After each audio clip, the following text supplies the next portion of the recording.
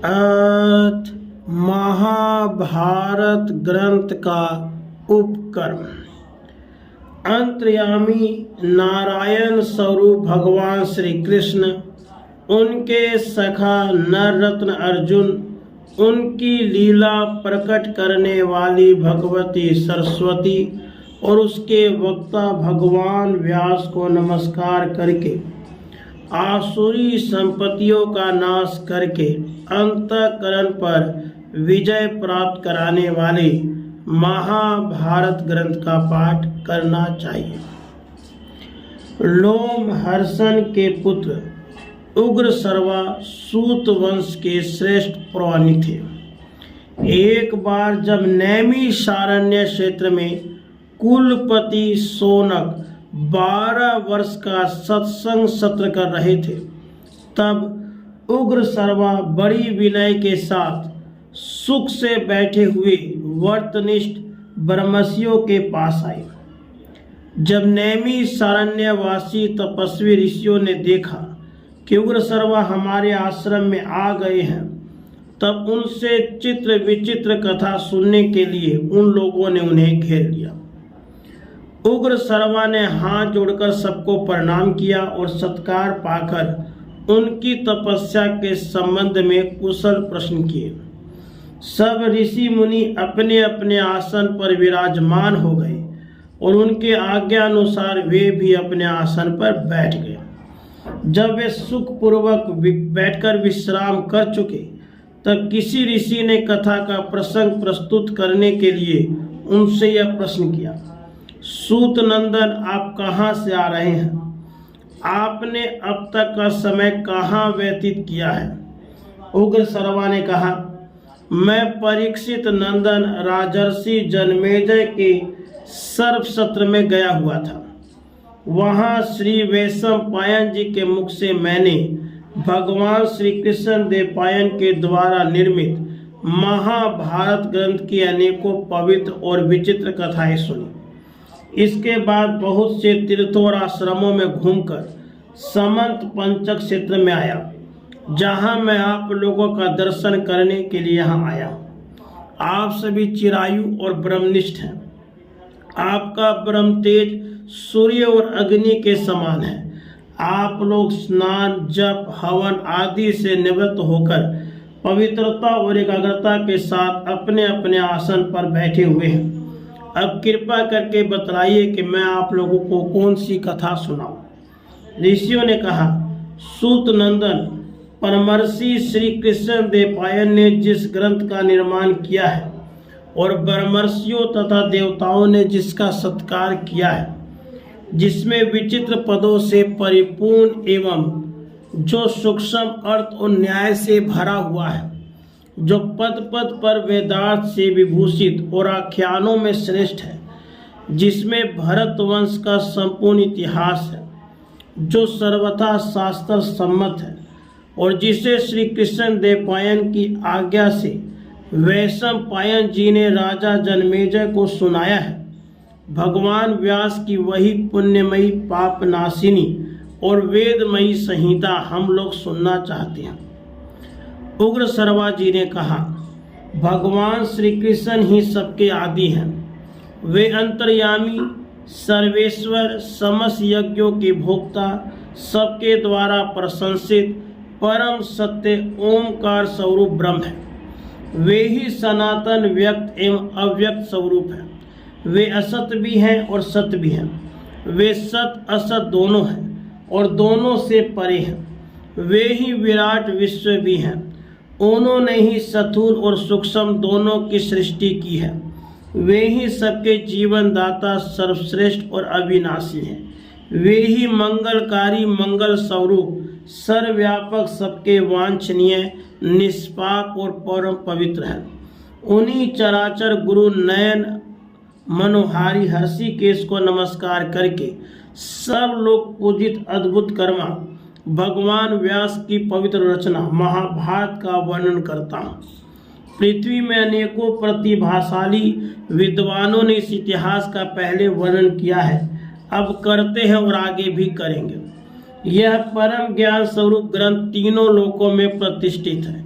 कोई संक्षेप से तो कोई विस्तार से इसे धारण करते हैं। इसकी शब्दावली शुभ है, इसमें अनेकों छंद है और देवता तथा मनुष्यों की मर्यादा का इसमें स्पष्ट वर्णन है। जिस समय यह जगत ज्ञान और प्रकाश से शून्य तथा अंधकार से परिपूर्ण था, उस समय बहुत बड़ा अंडा उत्पन्न हुआ और वही समस्त प्रजा की उत्पत्ति का कारण बना।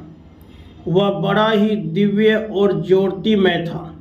श्रुति उसमें सत्य सनातन ज्योतिमय ब्रह्म का वर्णन करती है। वह ब्रह्म अलौकिक अचिंत्य, हर जगह एक समान, अव्यक्त, कारण स्वरूप तथा सत असत दोनों हैं। उसी अंडे से लोक पितामह प्रजापति ब्रह्मा जी प्रकट हुए। उसके बाद 10 प्रचेता दक्ष, उनके 7 पुत्र, 7 ऋषि और 14 मनु उत्पन्न हुए। विश्वदेवा, आदित्य, वसु, अश्वनी कुमार, यक्ष, साध्य, पिशाच, गुह्यक, पीतर, ब्रह्मर्षि, राजर्षि, जल, द्युलोक, पृथ्वी, वायु, आकाश, दिशाएं, संवत्सर, ऋतु, मास, पक्ष, दिन, रात तथा जगत में और जितनी भी वस्तुएं हैं सब उसी अंडे से उत्पन्न हुई हैं। यह संपूर्ण चराचर जगत प्रलय के समय जिससे उत्पन्न होता है उसी परमात्मा में लीन हो जाता है। ठीक वैसे ही जैसे ऋतु आने पर उसके अनेकों लक्षण प्रकट हो जाते और बदलने पर लुप्त हो जाते हैं, इस प्रकार यह काल चक्र जिससे सभी पदार्थों के सृष्टि और संहार होता है अनादि और अनंत रूप से सर्वदा चलता रहता है। संक्षेप में देवताओं की संख्या 33,3333 है। विवस्वान के 12 पुत्र हैं।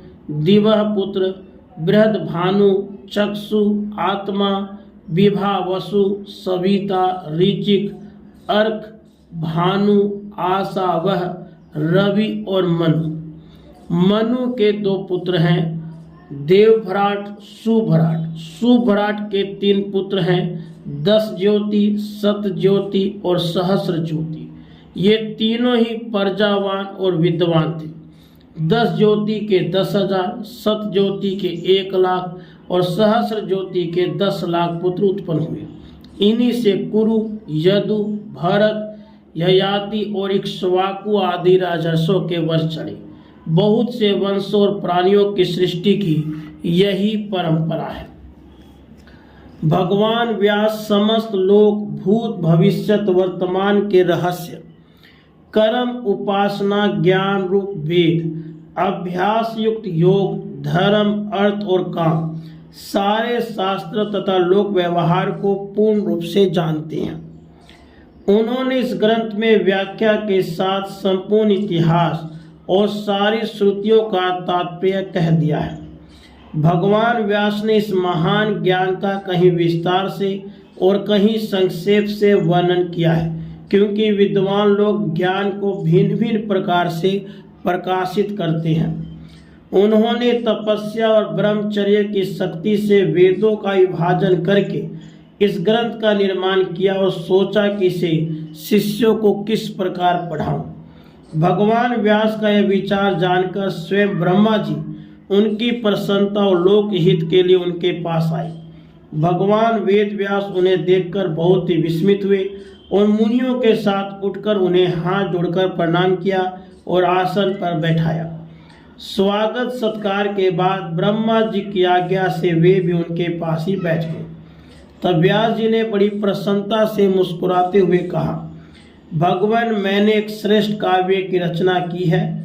इसमें वैदिक और लौकिक सभी विषय हैं। इसे वेदांग सहित उपनिषद, वेदों का क्रिया विस्तार, इतिहास, पुराण, भूत भविष्यत और वर्तमान के वृत्तांत, बुढ़ापा, मृत्यु, भय, व्याधि आदि के भाव अभाव का निर्णय, आश्रम वर्णों का धर्म, पुराणों का सार, तपस्या, ब्रह्मचर्य, पृथ्वी, चंद्र, सूर्य, ग्रह, नक्षत्र, तारा युगों का वर्णन, उनका परिमाण, ऋग्वेद, यजुर्वेद, सामवेद, अथर्ववेद, अध्यात्म, न्याय, शिक्षा, चिकित्सा, दान, पाशुपधर्म, देवता और मनुष्य की उत्पत्ति, पवित्र तीर्थ, पवित्र देश, नदी, पर्वत, वन, समुद्र, पूर्वकल्प, दिव्य नगर, युद्ध कौशल, विविध भाषा, विविध जाति, लोक व्यवहार और सब में व्याप्त परमात्मा का भी वर्णन किया है, परंतु पृथ्वी में इसको लिख लेने वाला कोई नहीं मिलता।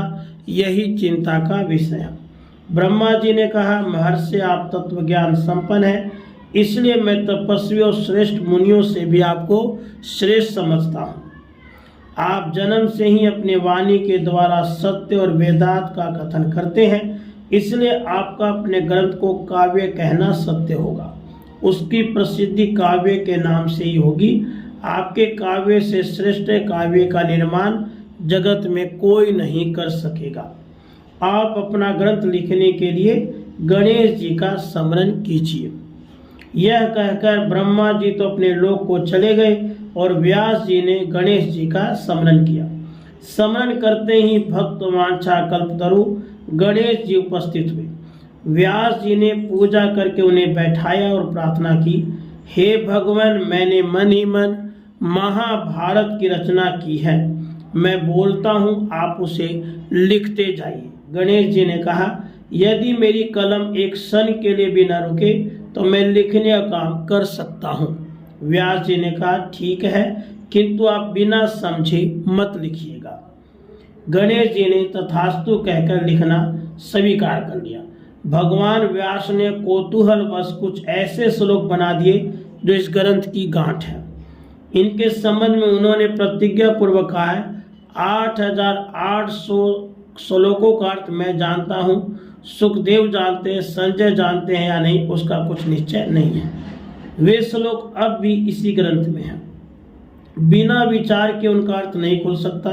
और तो क्या, सर्वज्ञ गणेश जी जब तक एक क्षण उन श्लोकों के अर्थ का विचार करते थे, उतने में ही महर्षि व्यास दूसरे बहुत से श्लोकों की रचना कर डालते थे। यह महाभारत ज्ञान रूप अंजन की सलाई से अज्ञान के अंधकार में भटकते हुए लोगों की आंख खोलने वाला है। इस भारत रूपी सूर्य ने धर्म, अर्थ, काम और मोक्ष चारों पुरुषार्थों का संक्षेप और विस्तार से वर्णन करके लोगों का अज्ञान अंधकार नष्ट कर दिया है। इस भारत पुराण रूपी पूर्ण चंद्र ने श्रुति अर्थ रूप चंद्रिका को छिटकाकर मनुष्यों की बुद्धि रूप कुमुदों को विकसित कर दिया है। इस इतिहास रूप दीपक ने संसार के तहखाने को उजाले से भर दिया है। भगवान श्री कृष्ण देव पायन ने इस ग्रंथ में कुरुवंश का विस्तार, गांधारी की धर्मशीलता, विदुर की प्रज्ञा, कुंती के धैर्य, दुर्योधन आदि की दुष्टता और पांडवों के सत्यता का वर्णन किया है। इसकी प्रत्येक कथा से भगवान श्री कृष्ण की अनिर्वचनीय महिमा प्रकट होती है। यह महाभारत रूप कल्पवृक्ष समस्त कवियों के लिए आश्रय स्थान है। इसी के आधार पर सब अपने अपने काव्य का निर्माण करेंगे। जो श्रद्धा पूर्वक महाभारत का अध्ययन करता है उसके सारे पाप नष्ट हो जाते हैं, क्योंकि इसमें देवर्षि, ब्रह्मर्षि, देवता आदि के परम पवित्र कर्मों का वर्णन है। इसमें सनातन पुरुष भगवान श्री कृष्ण का स्थान स्थान पर कीर्तन है। वे ही सत्य, रीत, परम पवित्र और मंगलमय है। वे अविनाशी, अविचल, अखंड ज्ञान स्वरूप पर ब्रह्म है। बुद्धिमान लोग उन्हीं की लीलाओं का गायन करते हैं। वे सत और असत दोनों हैं। जगत की सारी चेष्टा उन्हीं की शक्ति से होती है। जो कुछ पांच भौतिक, आध्यात्मिक अथवा प्रकृति का मूलभूत निर्विशेष ब्रह्म स्वरूप है, वह सब उन्हीं का स्वरूप है। सन्यासी ध्यान के द्वारा उन्हीं का चिंतन करके मुक्त होते हैं और दर्पण में प्रतिबिंब के समान संपूर्ण प्रपंच को उन्हीं में से देखते हैं। यह ग्रंथ उनके चरित्र से पूर्ण है, इसलिए इसका पाठ करने वाला पापों से छूट जाता है। यह महाभारत ग्रंथ का शरीर है, सत्य और अमृत। इतिहासों में यही सर्वश्रेष्ठ है। इतिहास और पुराणों के द्वारा ही वेदार्थ का निश्चय करना चाहिए। वेद अल्पज्ञ से भयभीत रहते हैं कि कहीं हमारा सत्यानाश न कर डालें। देवताओं ने महाभारत को तराजू पर वेदों के साथ रहकर तौला है। उस समय चारों वेदों से इसकी महत्ता अधिक सिद्ध हुई है। महत्ता और भगवता के कारण ही इसे महाभारत कहते हैं। तपस्या, अध्ययन, वैदिक कर्मानुष्ठान, शिलोंच वृत्ति आदि सभी चित्त सिद्धि के हेतु हैं, जब वे भाव सिद्धि के साथ किए जाए। इस ग्रंथ में भाव शुद्धि पर विशेष जोर है, इसलिए महाभारत ग्रंथ का अध्ययन करते समय भी भाव शुद्ध रहना चाहिए। राधे कृष्ण।